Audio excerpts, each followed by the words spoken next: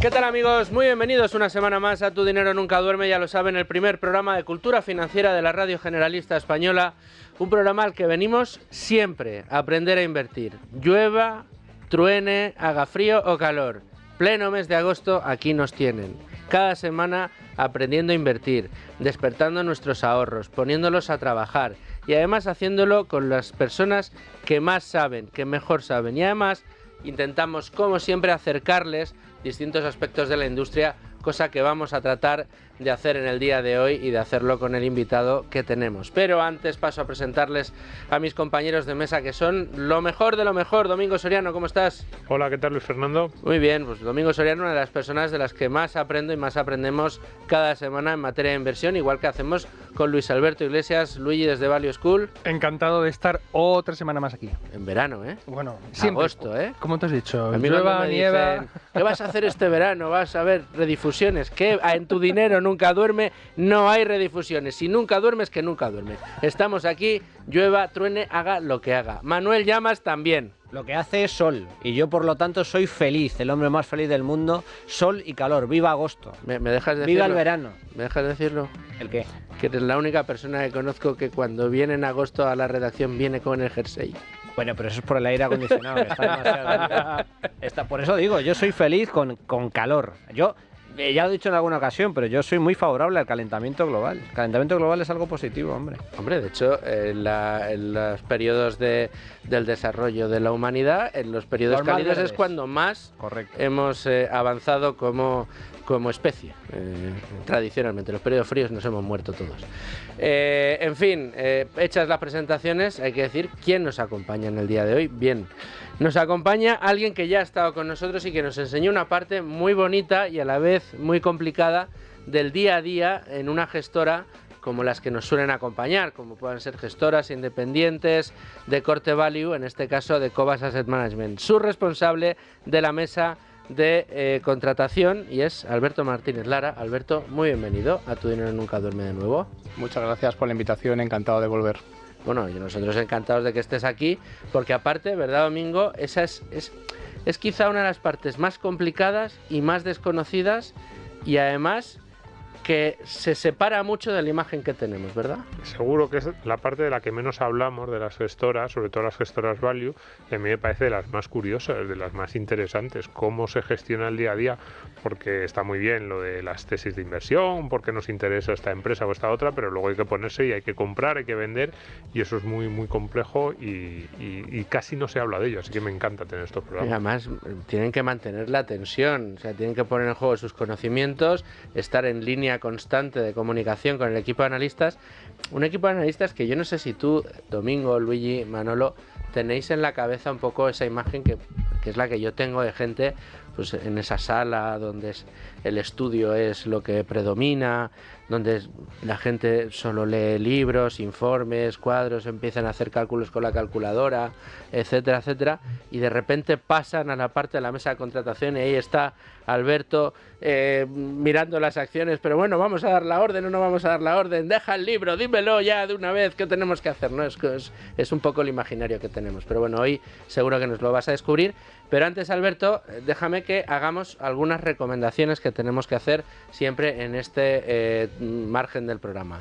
La primera de las recomendaciones, incluso en agosto tenéis recomendaciones, Luis, Bueno, de Value School. Es que en verano es cuando tenemos tiempo quizá incluso para hacer un curso de introducción a las finanzas personales y a la inversión, como puede ser el despertador de tu dinero, que es Fantástico. nuestro curso y que es idóneo para quienes tienen tiempo ahora en verano para empezar a preocuparse de esas cosas que, como dice Domingo, te va a llevar un ratito nada más, poner tus finanzas en orden ya para todo el resto del año. Son los 20 minutos mejor invertidos y, por supuesto, el importe del curso da muchísimo más valor de lo que uno está pagando. Desde luego que sí, aparte de que Luis Alberto Iglesias, para todos ustedes que no lo sepan, en ese curso da unas recomendaciones bibliográficas interesantísimas y hace un resumen de cada uno de los bloques, que es oro puro.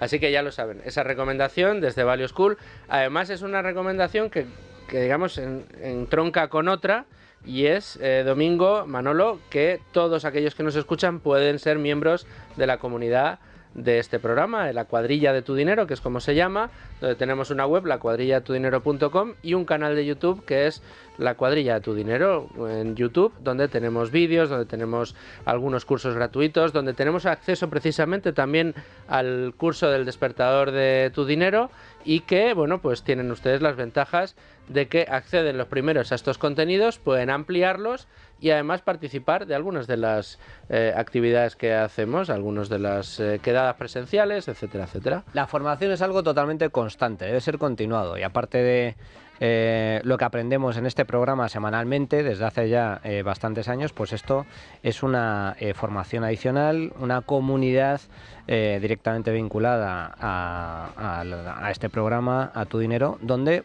pues todos aquellos que estén interesados en el mundo del ahorro y de la inversión, pues van a seguir encontrando píldoras de sabiduría, formación, charlas, entrevistas y contenidos de interés. Además, yo creo que, fíjate, en La Cuadrilla, nosotros, nuestro tamaño pequeñito, en Value School, que ya es un centro consolidado de aprendizaje y de divulgación de cultura financiera, yo creo que estamos generando un ecosistema, estamos empujando un ecosistema en el que pues intentamos aportar nuestro granito de arena para desasnar a esa sociedad española que tanto sufre de incultura financiera en este caso. Vamos a tratar de aportar esos granitos de arena, y en el programa de hoy, con más razón, con Alberto, y enseñando cómo funciona esa mesa de contratación en una gestora como es Cobas Asset Management. La primera pregunta no te la voy a hacer yo, Alberto, te la va a hacer Luis Alberto Iglesias, Luigi desde Value School, que es quien tiene, en este caso, el honor de arrancar siempre la entrevista. Bueno, pues en el anterior programa ya hablamos sobre los aspectos generales de la operativa de la mesa de contratación, de la mesa de trading, de la mesa de operaciones, porque evidentemente, como ya explicó Alberto en aquel programa, el equipo de inversión pues traslada las órdenes al equipo de Alberto, que es quien acaba ejecutándolas. Entonces, para entrar un poquito más en el detalle de la actividad cotidiana, por ejemplo tuya, Alberto, me gustaría que nos explicases cómo es, de hecho, tu día a día en la mesa de operaciones de Cobas Asset Management. ¿Cómo es esas 8 horas, por ejemplo, de un lunes cualquiera? Bueno, pues al final, como todo en la vida, pues depende un poco del día, ¿no? Hay días que, por supuesto, son más activos, otros días que tienen menos actividad, etcétera. Pero sí que es verdad que siempre hay ciertas cosas que se repiten día a día. Al final, podemos decir que con lo que empezamos la mañana, pues es un poco de lectura. ¿Qué es lo que leemos? Pues generalmente algunos de los dailies que nos envían los brokers. El daily básicamente son una serie de emails que nos envían, donde nos hacen un poco un resumen de lo que ha pasado en los mercados el día anterior, tanto en el mercado europeo como en el mercado americano, y a su vez hacen un pequeño repaso ya también de lo que ha pasado en el mercado asiático, ya que los cierres de los mercados asiáticos suelen estar pues muy cercanos a la apertura de las sesiones europeas. Entonces es un repaso de lo que ha pasado el día anterior, qué han hecho los índices, si ha habido alguna noticia relevante, etcétera. Un poquito lo que ha pasado en Asia, y también nos suelen dar unas píldoras un poco de lo que va a venir en el día. Pues dependiendo si hay un día con muchas referencias, pues ya te preparas un poco para un mercado más movido. Si hay un día con pocas referencias, pues generalmente suelen ser un mercado más aburrido, más lateral. Y si te pilla pues que estás en una época de resultados, pues también te dan mucha información micro, ¿no? Específica de cada una de las compañías que puedan reportar ese día, etcétera. Básicamente es lo que hacemos nada más llegar a la oficina, es tener un poco una idea de lo que pasó el día anterior y lo que va a pasar en el día en curso. Y esto haciendo un poquito de investigación, he encontrado un término que es el blotter de operaciones. ¿Qué significa blotter? B-L-O-T-T-E-R. Bueno, el blotter de operaciones es un panel, es el panel de las órdenes.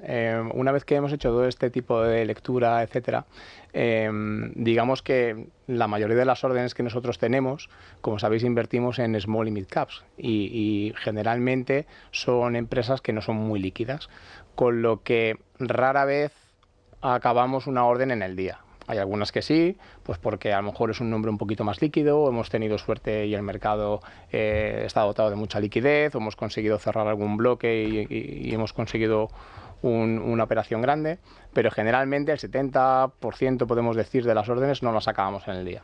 Entonces lo que hacemos es todos los días también, antes del comienzo de la sesión, pues hacemos un repaso, una actualización de las órdenes que están abiertas. De las órdenes que están activas, que están abiertas. Y pues no sé si también tenemos información de, oye, va a haber una salida, una entrada de dinero, etcétera, etcétera, pues se pueden modificar esas operaciones, ampliando o disminuyendo el número de títulos. Hay veces que el gestor te da una orden antes de que comience el mercado, pues la metes ya en el panel para que la tenga el broker y pueda comenzar a tradear en la subasta de apertura. Hay veces que también recibimos una orden del gestor, pero no de comprar o de vender, sino de modificarla. Oye, pues aumentala, disminúyela, cambiamos el límite, la hacemos a mercado. Es decir, nos dedicamos también un rato a repasar todas esas órdenes y pues actualizarlas, ¿no? Aumentarlas, disminuirlas, cambiarlas, etcétera. Eso es más o menos lo que es en sí el plotter de órdenes. ¿Y cuál es la importancia que tiene una mesa de operaciones en una gestora, como por ejemplo en vuestro caso en Cobas? Porque claro, a priori, todos los que no hemos estado en una mesa de operaciones entendemos que el gestor da una orden y la mesa se tiene que limitar a ejecutar esa orden. Pero eso tiene muchos matices, porque ahí estriba precisamente vuestra función. ¿Cómo ejecutar esa orden para que aprovechar los movimientos intradía del mercado, que se ejecute correctamente, viendo precisamente, siguiendo de cerca esa falta de liquidez en algunas compañías, de forma que la orden se ejecuta, pero se ejecuta no en un día, sino que en distintos días? ¿Por qué es tan importante? Entiendo que el conseguir el mejor margen a la hora de comprar o a la hora de vender, lógicamente, es lo que buscáis en última instancia, ¿no? Bueno, buscamos un compendio. Al final, como dices tú, sí, buscas el mejor margen, ¿no? Buscas el mejor precio, buscas comprar lo más barato posible y vender lo más caro posible. Pero también hay que tener en cuenta otros componentes. Como decía antes, la mayoría de lo que nosotros compramos y vendemos son nombres bastante ilíquidos, con lo cual también es de vital importancia la liquidez. ¿Qué es lo que pasa? Que si estamos construyendo una posición o incluso si nos estamos saliendo de un valor y estamos haciendo una desinversión, es muy importante la liquidez, con lo cual hay veces que sacrificas unos pipos, unos céntimos por conseguir un bloque grande tanto en la compra como en la venta, ¿no? Entonces, digamos que es buscar un compendio de ambas cosas. Además, con este tipo de nombres vamos con pies de plomo. Generalmente, bueno, trabajamos con contrapartidas que nos conocen de muchísimos años. Muchos de ellos, o por lo menos los principales, te diría los 5 o 10 principales brokers con los que trabajamos, tienen un amplio conocimiento de cómo nos gusta estar en el mercado, de cómo trabajamos, de cuándo no nos importa comprar aunque el valor siga subiendo. Son grandes conocedores de muchos de ellos, incluso de las carteras, incluso de cuál sería un momento de avisarme. Si tienen liquidez en un valor, sabrían incluso decirme si estoy yo a la compra o a la venta. Es decir, hay muchas cosas que juegan para conseguir una buena ejecución. Y es pues eso, si estamos hablando del ejemplo de una compra, es comprar baratos, conseguir liquidez, seleccionar el broker correcto. Y por supuesto, como no estamos hablando de órdenes cortas en el sentido de que duren un día, mediodía o 5 minutos, hacer un seguimiento a esa orden también. Y eso bien es un trabajo, digamos, a posteriori, ¿no? Probar con una contrapartida, a ver qué tal me ha hecho la orden, si esa contrapartida ha sido capaz de encontrarme liquidez suficiente, si ha sido capaz de encontrarme un bloque minimizando mucho el impacto en el mercado, si no lo ha sido. Es decir, es un trabajo laborioso. ¿Y cuánto, Alberto, para que nos hagamos una idea, cuánto podéis llegar a tardar en construir una posición? Porque entiendo que, además, conociendo, como conocemos también la filosofía de gestión en Cobas, que se vuelca el grueso del trabajo en el análisis de la compañía, después de superar muchos filtros, un seguimiento exhaustivo, un profundo conocimiento de la empresa, el gestor responsable dice: esto merece la pena, vamos a comprar. Y vamos a comprar a lo mejor una small cap cuya liquidez es reducida, pero el gestor decide tomar una posición relevante en esa compañía, hasta llegar al 3-4% de la cartera o comprar un porcentaje importante de la compañía. ¿Cuánto tardáis en ejecutar una orden de esas características? ¿O tardáis en construir esa posición? Pues puede durar bastante tiempo, ¿no? Muchísimo. Se me vienen a la mente varios ejemplos, pero siempre tengo uno que es, yo creo que lo nombré la última vez, que es un valor coreano. En Cobas llevamos prácticamente 8 años de vida y creo que tenemos como 70-80 pipos del fondo después de 8 años, ¿no? Estamos hablando de, no sé, 10 puntos básicos al cabo de un año. Entonces, te das cuenta de que cierto, es un caso extremo, por supuesto, te das cuenta de que, oye, pues se pueden dar casos de que tardemos muchísimo tiempo en hacer ese tipo de órdenes, en construir esa posición, que también dice mucho de la paciencia que tenemos a la hora de construirlo, porque también es verdad que es un trabajo en el que tienes que ser paciente. Al final vosotros sabéis que, y sobre todo ahora que estamos, se puede decir incluso quizás sobreinformados, ¿no? El mercado reacciona a cualquier titular, a cualquier headline. Entonces, si tú intentas ir siempre detrás del mercado, pues lo más normal es que te salgan pues unas órdenes no muy decorosas. Entonces hay que tener paciencia, tienes que tener una idea de dónde están tus límites, trabajarlo poco a poco, ver si ha habido algo que de verdad sea relevante en la compañía, ¿no? Ha dicho algo, ha habido una noticia que le impacte. Es decir, mucha paciencia, mucho conocimiento y mucho cuidado con la selección de los brokers. ¿Cuál es, que tú recuerdes, la posición que más te costó construir o os costó construir, o la que con más dificultades os encontrasteis? Sin duda, esta que acabo de decir. Esta es de una iliquidez extrema. Y quiero recordar que te acabo de decir 70 puntos básicos después de casi 8 años, y porque me parece que en una ocasión, en una de las sesiones, hicimos un bloque un tanto relevante. Si no, estaríamos hablando de que a lo mejor esos 70 puntos básicos son 50. Sin duda, para mí es el nombre que más nos ha costado. Es un valor de Corea del Sur. Tremendo. Muy difícil. ¿Y hay diferencias entre los diferentes tipos de cartera? Pues vosotros tenéis internacional, nacional, grandes compañías, no solo en el tipo de compañía, sino también en el fondo. Otra cuestión que no sé si es importante, y yo intuyo que, por ejemplo, para el fondo internacional no mucho, para la selección, en el sentido de que son muy grandes, entonces no sé si le influyen mucho las retiradas o entradas de dinero de los partícipes a lo largo de un día, de una semana, de un mes, aunque también. Pero para los fondos más pequeños a lo mejor sí, que se te va un partícipe pues que tiene una posición más o menos grande, aunque sea poco, sea el 0,5 del fondo, pero bueno, puede ser algo relevante, o te llegan, por lo que sea, a final de año, que a lo mejor te llegan muchas, puede ser un momento clásico y mucha gente mete dinero. ¿Afecta eso a cómo actuáis en la mesa, o simplemente bueno, pues se amplía la posición de liquidez del fondo y ya se verá lo que se hace con ese dinero? No, hombre, por supuesto que afecta. Evidentemente, si tienes una entrada o una salida de dinero relevante en el fondo, como dices tú, especialmente en los fondos pequeños, por supuesto que afecta. Lo que pasa que, bueno, pues también tenemos mecanismos para que eso no perjudique al fondo. Si estamos hablando de un fondo, bueno, cualquier fondo en general, estamos hablando de que sea algo relevante para ese fondo, si sobrepasa un X% del mismo, pues tenemos mecanismos, es decir, podemos decir, oye, necesitamos un X días para deshacer la posición correctamente. Al final, la forma que tenemos de hacer, en el peor de los casos, ¿no?, que sea un reembolso relevante, es que tenemos que deshacer la cartera proporcionalmente. Con lo cual, bueno, pues los valores líquidos, como sabemos, los haremos rápidamente, pero los más ilíquidos nos va a costar más. Entonces, si nosotros consideramos que ese reembolso es lo suficientemente grande como para poder pagar al partícipe, que a día de hoy estamos hablando de D+2 en Europa, D+1 en Estados Unidos con la nueva regulación del pasado mes de mayo, pues lo estudiamos, lo evaluamos, y si hay que dar lo que se denomina un preaviso de X días, pues lo daríamos para no dañar a los partícipes que quedan en el fondo.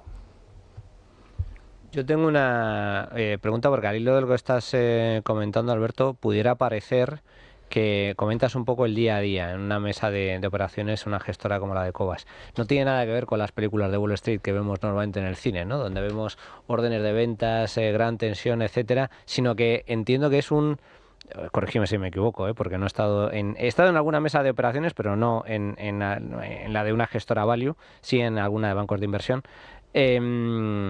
Hay un ambiente, o sea, tranquilo en ese sentido, o hay ruido en el ambiente. Entiendo que tenéis, por ejemplo, puesto como sucede en muchas mesas de operación, Bloomberg, o tenéis puesto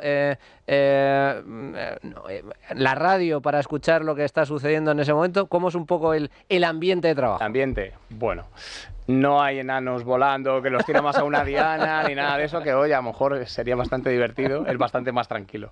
No, al final, ¿qué es lo que pasa? Que lo que se mueve en las películas es la otra parte. Estamos viendo mesas de contratación, pero del sell side. Estamos viendo las mesas de los brokers. Exacto. Entonces ahí sí que estamos hablando de mucho dinamismo, mucho griterío, mucho teléfono, mucho Bloomberg y muchas televisiones y demás, ¿no?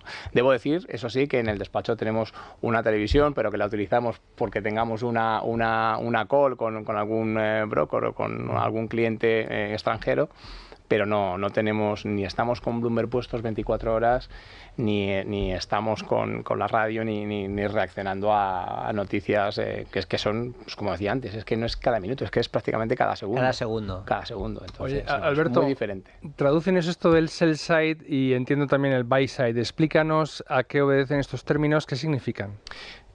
Pues mira, básicamente el sell side es pues los bancos de inversión, los brokers, los que conocemos todos mayoritariamente, ¿no? Los globales, un Morgan Stanley, un UBS, un JP Morgan, etcétera. Y como esos globales los hay también muy pequeños, o los hay brokers nicho, los hay brokers medianos, etcétera. Pero Alberto, son sell side porque venden, to sell en inglés es vender. Son el lado vendedor, pero Sí. ¿qué venden y a quién venden? Bueno, ellos al final nos compran y nos venden. Lo que pasa es que lo separamos porque entendemos al buy side como los que compramos, como la parte que compran las gestoras de fondo de inversión o las gestoras de fondo de pensiones.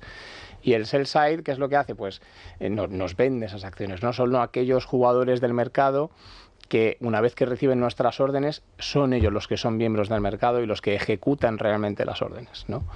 Entonces es la principal diferenciación. Nosotros somos la parte compradora, la gestora, y ellos son la parte vendedora, el broker. Y también he oído que os venden información, os venden estudios, incluso hasta recomendaciones. Hay equipos de analistas cuyo trabajo es escribir informes con los que van a las gestoras y os venden esa, vamos a decir, en toda regla, recomendación de inversión que podéis seguir o no.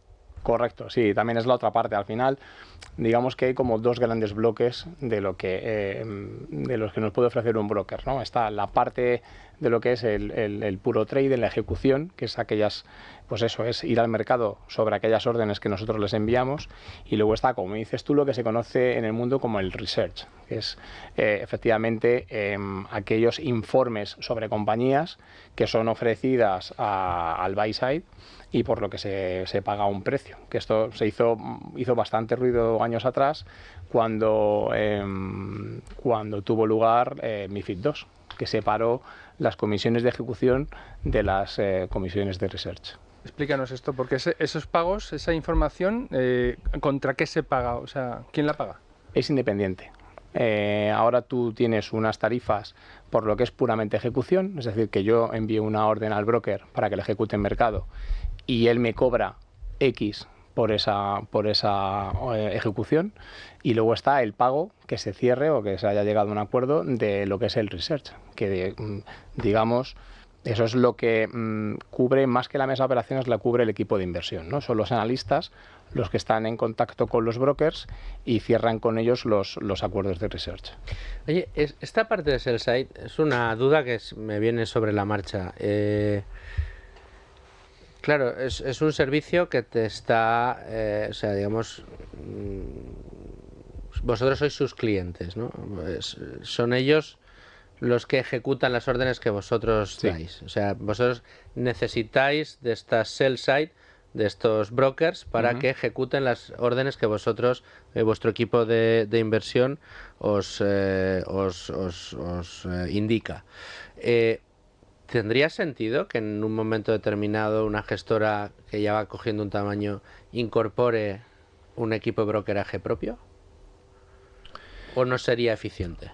Bajo mi punto de vista no sería eficiente. Te digo por qué. Porque al final, en nuestro caso particular, ¿no? Tenemos inversiones globales. Al final invertimos en España, en Europa, Estados Unidos, Asia. Para tú poder ejecutar en un mercado tienes que ser miembro del mercado. Imagínate lo que sería para Cobas, si es que se pudiera, que ahí no me meto porque no lo sé, pero que tuviéramos que ser miembros de mercado de cada uno de los exchanges, ¿no? Por todo el mundo, pues sería bastante complicado. Y luego además también necesitarías un número muy grande de personas con un amplio conocimiento en cada uno de ellos. Aquí, ¿qué es lo que tenemos bueno?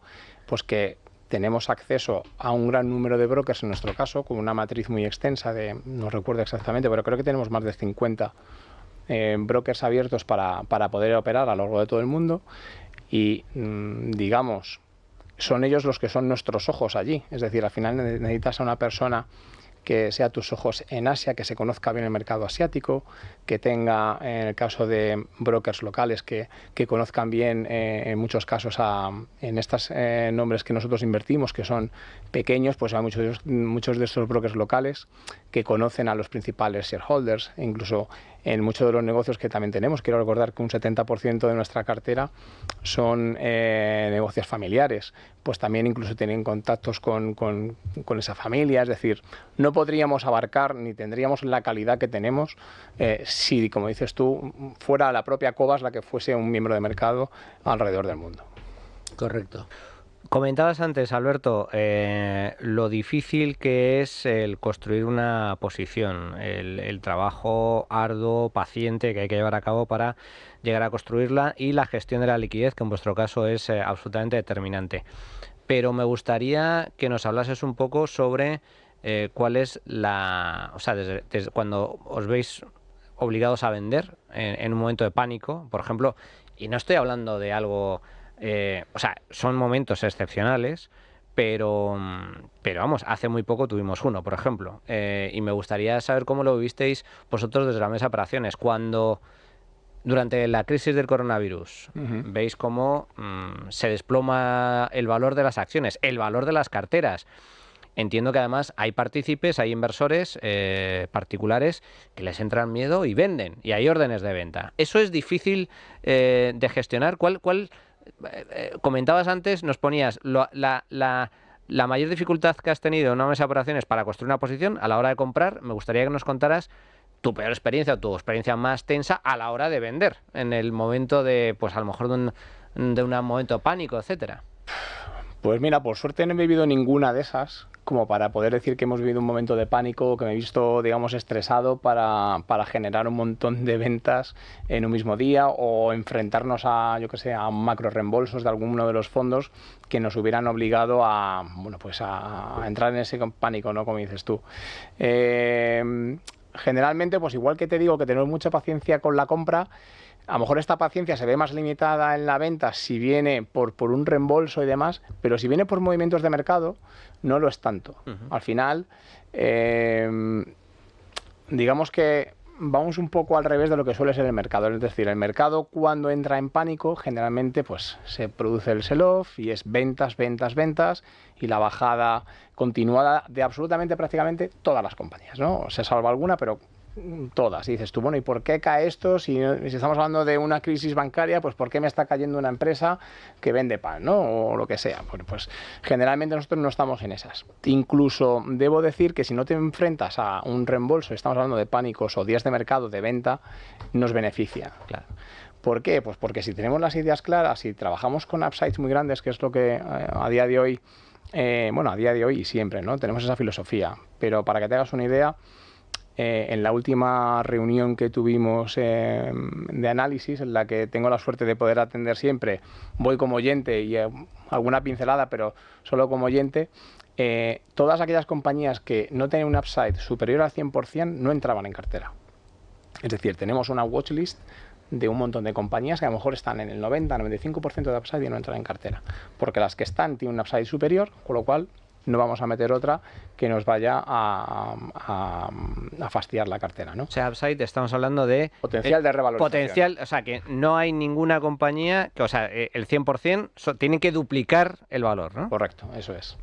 Entonces, si tú tienes mucho convencimiento en todas las compañías que tienes en la cartera, porque como decíamos antes, ya han pasado 950 filtros y ya estás seguro de que quieres hacer esa apuesta por esa compañía, días donde un mercado se te caiga un 2 o un 3%, es una oportunidad única para nosotros, para en aquellas en las que hay convencimiento y están muy castigadas por el mercado, aprovechemos y compremos. Claro. Entonces es como el día sin IVA o sea, cualquier cosa así. Es decir, hoy me estoy comprando algo a un descuento del 10% con el cierre de ayer porque se está viendo arrastrado por el mercado. Los días de ventas masivas en los mercados son días de compras para vosotros. Pues sí. Son días de rebajas. Son días de rebajas. Muy bien dicho.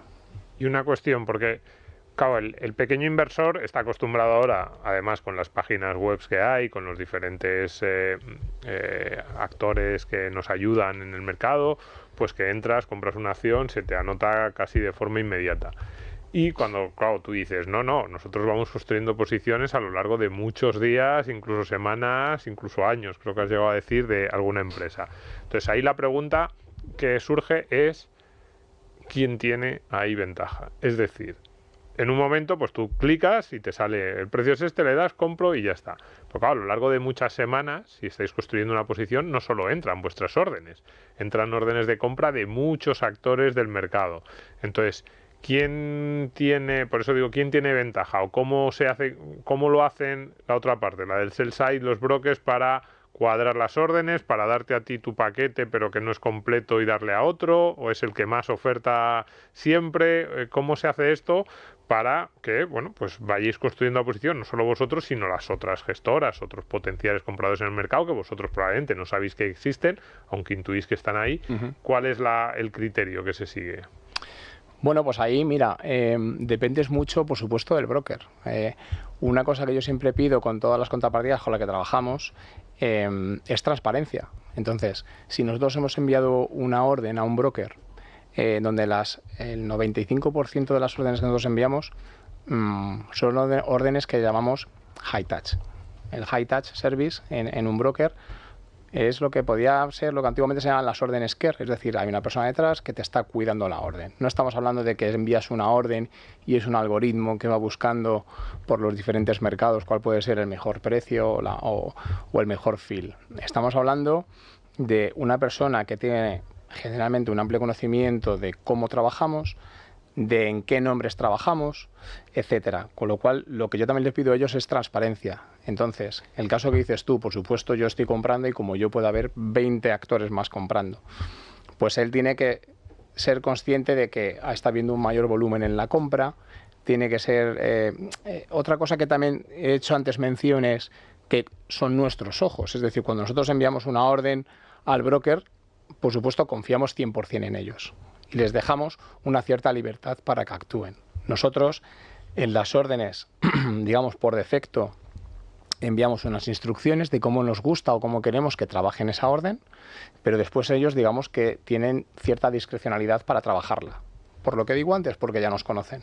Entonces, si ven que está habiendo un aumento de volumen, si ellos puede ser que al propio broker le haya entrado a través de otro cliente suyo una nueva orden de compra, pues él ya tiene que saber que eso va a impactar en el mercado. Con lo cual, pues a lo mejor, si yo doy una instrucción de ir al 10% del mercado, pues bájate del 10 al 7 o del 10 al 5 para impactar menos. Saben cómo somos nosotros, saben que somos pacientes, con lo cual yo no te estoy diciendo, te envío esto, acábame la orden. No. Oye, está habiendo mucho volumen, está subiendo mucho el valor, está habiendo más actores. Aguantamos, vete más despacito, no hay prisa. Lo que no queremos al final nosotros es impactar en el precio, lo que no queremos comernos es potencial de revalorización. Que eso me lleve una semana o me lleve un mes es lo de menos. Entonces, eso es confianza en el broker y transparencia por parte de ellos para también hacernos saber qué es lo que está pasando en el mercado.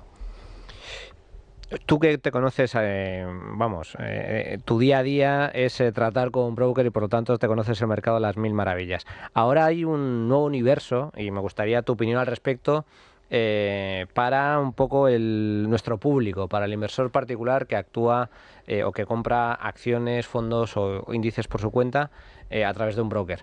Ahora hay un mundo, un universo de posibilidades.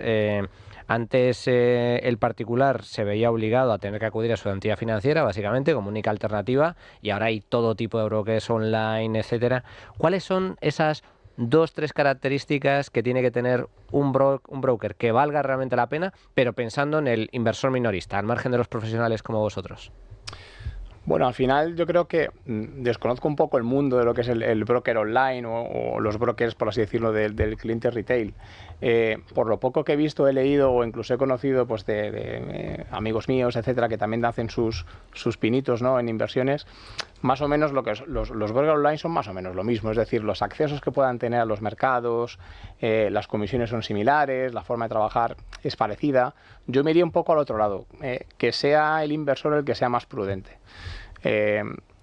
Generalmente las órdenes que pueda dar un cliente retail son pequeñas, salvo alguna excepción, con lo cual, por complicado que pueda ser el nombre que quiera comprar yo como Alberto Martínez en un broker online, no debería ser muy difícil.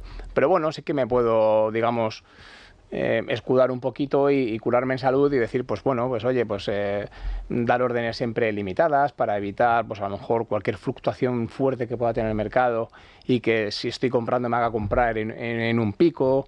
Lo mismo, tener paciencia, no dedicarle el tiempo suficiente antes de hacer la compra, haberme cerciorado de que esa compra merece la pena, hacer un buen estudio de mercado. Bueno, yo creo que está más del parte del inversor que de la parte en este caso, del software o del broker online, que estamos prácticamente seguros de que va a utilizar una serie de algoritmos, algunos peores, otros mejores, pero que como norma general no hay una persona detrás, hasta donde yo conozco.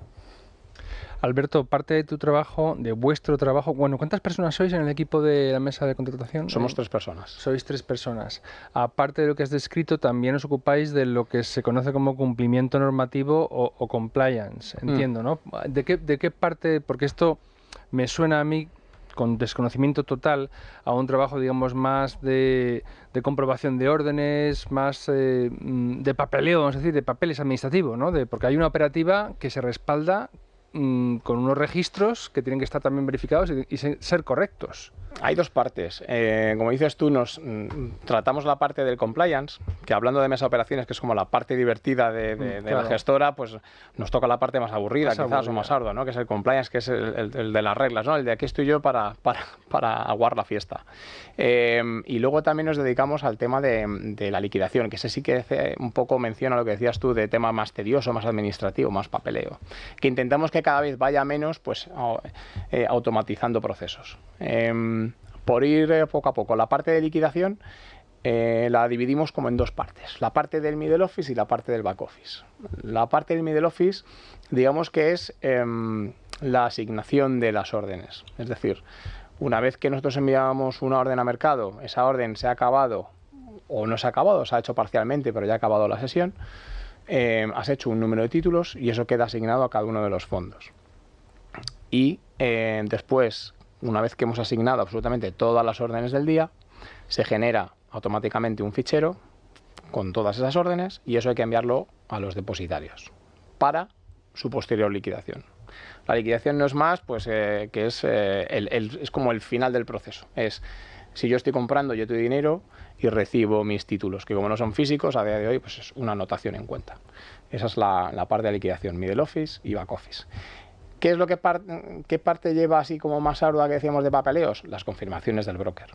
Al final, para cada orden y cada asignación que tenemos, recibimos una confirmación del broker, donde tiene que venir definido pues la fecha, la compra que has hecho, el número de títulos, el cambio, el efectivo, días de liquidación, etcétera.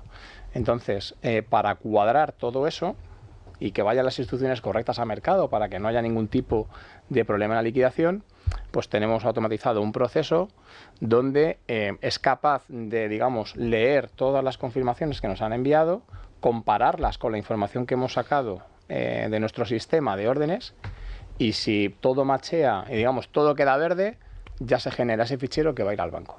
Y hace unas semanas tuvimos un programa donde hablamos de tecnologías y de inteligencia artificial aplicado a este tipo de tareas. ¿Tú ves que eso puede ser de utilidad para vosotros en algún futuro próximo, es decir, que todo esto que acabas de describir se simplifique y se optimice en cuanto a que consuma menos tiempo, gracias, por ejemplo, no sé, a la inteligencia artificial que tan de moda está? Pues seguramente que sí. Al final, si algo tiene, o yo creo que va en el corto plazo, nos va a ayudar la inteligencia artificial, es a quitarnos, digamos, todas estas cosas de encima, ¿no? A darnos tiempo, que es lo que muchas veces nos falta y que tanto valor tiene. Es decir, oye, no quiero dedicar una hora a estar punteando, haciendo checks en un papelito, sino estar un minuto porque he conseguido, pues no sé, un software, hemos conseguido automatizar todo este proceso y eso lo puedo dedicar pues a otro tipo de cosas, o a mejorar lo que ya tenemos o incluso a explorar cosas nuevas. O sea, convencidísimo de que la inteligencia artificial nos va a echar una mano en eso.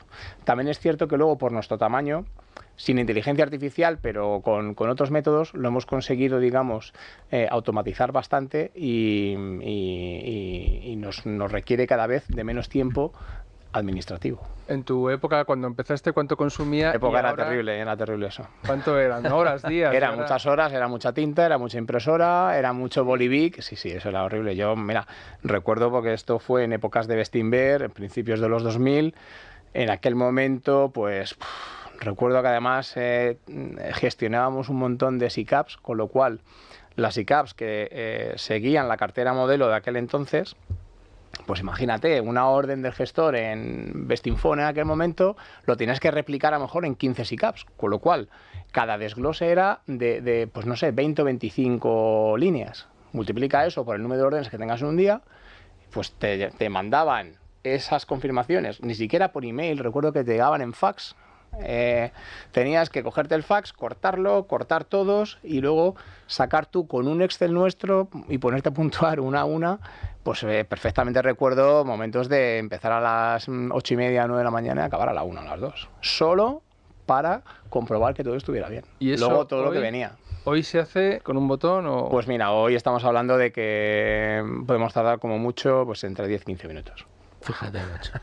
Qué maravilla. Y eso sin aplicar inteligencia artificial. Y seguramente con menos fallos, porque al final cuando llevas ya 4 horas haciendo checks, ya no sabes dónde lo estoy poniendo. O sea que Claro, muy sí, bien, sí, muy bien. hemos avanzado mucho, gracias a Dios. Oye, y una última pregunta, por mi parte, por lo menos, de también algo semi-anecdótico, pero que es divertido. En su momento, Daniel Lacalle, nuestro amigo, se hizo muy famoso cuando su salto a la fama fue con Nosotros los Mercados. Aquel libro que explicaba, yo creo que él estaba más en el sell side, aquel libro un poco lo que narraba era cómo en esas casas se intermediaba y cómo se establecían las órdenes, y a mí que me gustó mucho, además es un libro muy entretenido, cuenta muy bien la vida de esos operadores. La parte que más me gustó fue la del chat de Bloomberg, en el que contaba lo que se decían entre uno y otros. Yo creo que algunos de los que escribieron ese chat no sabían que luego eso se iba a publicar. Es así, es verdad, os decís esas cosas, que se cuenta, que se cuece en los chats de Bloomberg. Pues es tan importante, sirve para el trabajo, sirve para desconectar, sirve para saber que a tu compañero que está en Londres en otra gestora le están doliendo la cabeza por los mismos motivos que a ti. Sirve para todo. Al final, digamos que el chat de Bloomberg es algo que está muy extendido. Es, vamos, prácticamente, pues es que es obligado en el mundo de los mercados. Cada vez yo creo que dirás menos barbaridades porque en casi todas las casas ya pasa por compliance, entonces ya empiezas a poner las palabras con asteriscos. El chat pasa por compliance. Sí, generalmente sí. Es que nos quitan es que no nos dejan sí, nada. No, pero a ver, tiene sentido en parte, pero bueno, sí, porque tú puedes cerrar pues una orden o un precio por el chat de Bloomberg. Imagínate que a veces nos ha ocurrido pues que, oye, pues el que hablábamos antes, ¿no? El broker de órdenes pues tiene algún fallo, no funciona, te pilla un momento que estás fuera de la mesa, puedes escribir por el chat de Bloomberg, decir, oye, ¿hay posición en esto? ¿No lo hay? O tenías una orden que estaba en espera de que la otra parte confirmara y te escriben, oye, ha dicho el gestor que sí, con lo cual cerrado, venta de no sé cuántos títulos a tal cambio. Entonces todo eso es aceptado luego también por el regulador como prueba, ¿no? Entonces, bueno, tiene cierto sentido que compliance esté un poco en el chat de Bloomberg. O sea, que ha perdido picante. Ha perdido picante, ya no te vas a encontrar grandes sorpresas ahí. Pero sí que es de muchísima utilidad. ¿Por qué? Pues porque al margen de que puedas quedar con tus amigos, saber, como dices tú, cómo está alguien que tú conoces en París, pues te dan mucha información. El chat de Bloomberg es algo que es inmediato. Imaginémonos una pantalla, pues un WhatsApp, donde tienes todas tus contrapartidas y contrapartidas que a lo mejor no tienes todavía cuenta abierta, pero que ya has hablado con ellos, has establecido una relación. Y bueno, y eso te puede servir para que en un futuro les abras cuenta, ¿no? Porque al final, cuando nos vienen a ver brokers generalmente extranjeros porque quieren abrir cuenta con nosotros, pues bueno, esto no es como llegar a Cobas y decir soy fulanito y quiero abrir cuenta contigo y la abrimos, ¿no? Es decir, tienes que demostrar algo para que vengas aquí, se te tenga en cuenta, te abramos la cuenta, operemos contigo. Entonces, pues una de las cosas más básicas que decimos es, pues si quieres, abrimos un chat permanente. Permanente quiere decir que queda ahí, no es un chat de un día, y ahí pues nos pueden poner pues noticias relevantes de nuestras compañías, flujos, si encuentran liquidez en alguno de nuestros nombres. En algunos casos, incluso sin tener la cuenta abierta con esa casa, sí que a través de un tercero con el que tengas cuenta puedes llegar a hacer algún tipo de orden. Entonces, digamos que sí, el chat de Bloomberg es casi de uso obligatorio en los mercados, porque te dota de mucha información. De hecho, hablando con las contrapartidas de este tema, recuerdo cuando valoras si quieres tener Bloomberg o quieres tener cualquier otro software, esto es una parte importante a tener en cuenta. Hay otros que no lo tienen y son las propias contrapartidas las que te dicen que mucha de la información que ponen a través del chat de Bloomberg no la pones si no lo tienes. Es decir, no gastan tiempo filtrando la información, enviándolo a una dirección de email o a otra, cuando saben que en el chat de Bloomberg haces un blast, que es lo que es ponerlo, y eso se envía directamente a todos tus clientes de un clic, pues por lo que hablábamos antes, ¿no? Es intentar minimizar y ganar tiempo, pues para ellos también. Con lo cual para nosotros es muy importante. Pues se nos están agotando los minutos, vamos a hacer una pequeñísima pausa y si os parece rematamos la entrevista y si queréis pues charlamos un poquito también de algunos otros temas que tenía aquí apuntados. Así que pequeñísima pausa y rematamos el programa. ¿Estás harto de bajas rentabilidades? ¿No quieres seguir pagando altas comisiones? Traspasa tus fondos de inversión a Finicens y podrás obtener una mayor rentabilidad. Más información en el 910-483-004 y en finicens.com. Finicens, especialistas en inversión pasiva. Bueno, pues continuamos en Tu Dinero Nunca Duerme con Alberto Martínez Lara, responsable de la mesa de contratación en Cobas Asset Management, hablando de su trabajo, de su día a día, un día a día importantísimo, fundamental, vital en una gestora como Cobas y muy desconocido, tanto que cada vez que traemos este tema al programa pues surgen muchas dudas, muchas preguntas y tiene una acogida fantástica por parte de nuestra audiencia. Manolo, te había dejado con la palabra en la boca, querías rematar. No, es que estáis hablando del chat de Bloomberg y claro, a mí me gustaría que nos explicaras un poco cómo funcionan los software. Bloomberg sigue siendo, entiendo que estás hablando de la terminal de Bloomberg, el software de Bloomberg, que es el mayoritario en los mercados o no es tanto como eso. Bueno, yo diría que sí, yo creo que sí. Sí, ¿no? Sí. Mayoritario. Al final, Perdón. No, digo, cada vez ha habido pues más herramientas. Quizás no tenga la misma cuota de mercado ahora que en hace algunos años. Claro, porque al final, bueno, pues van surgiendo competidores que también, oye, que conocemos otros y también funcionan muy bien. Pero el tema ese del switching cost, ¿no? Que tanto te cuesta si ya estás acostumbrado a uno, cambiarte a otro, es muy grande. Y al final Bloomberg, bueno, pues es muy completo, lo tienes todo muy bien encajado, a tiempo real. Y para nosotros, hablo desde el punto de vista de mesa de operaciones, porque al final esto tiene muchos módulos y cada uno mira un sitio, pero desde mi punto de vista, para mí me hace la vida más cómoda. Yo es que conozco Bloomberg porque, bueno, hace ya muchos años, parece la prehistoria esto, pero cuando trabajaba en Expansión había Bloomberg y la sección de bolsa, claro, te estoy hablando del ámbito periodístico. El que realmente conociera la herramienta hacía virguerías, porque no solo es una agencia de noticias donde te viene la información en tiempo real a modo de teletipos constantes sobre información de compañías, macro, todo lo relacionado con la economía y con la bolsa, sino que luego gráficas de todo tipo, de todos los mercados, de cualquier acción. ¿Cuáles son? ¿Vosotros lo utilizáis ¿Para qué? Aparte de por información y también para trasladar órdenes, para ¿cuáles son las funcionalidades de Bloomberg? Bueno, mira, básicamente, digamos que en nuestro caso son, bueno, entre 3 y 4. Por un lado, como hemos comentado antes, sí, el plotter de órdenes, ese es el que utilizamos para rutear las órdenes a los brokers. Esa es, digamos, lo que se denomina es el MSX, es el panel que se utiliza para enviar órdenes, modificarlas, cancelarlas, etcétera, etcétera, y que te da todo tipo de información real. Es decir, yo a cada momento tengo conocimiento de qué porcentaje de mi orden llevo hecha, a qué precio, cuántos títulos, cuántos fills. Fills es cada ejecución. Al final,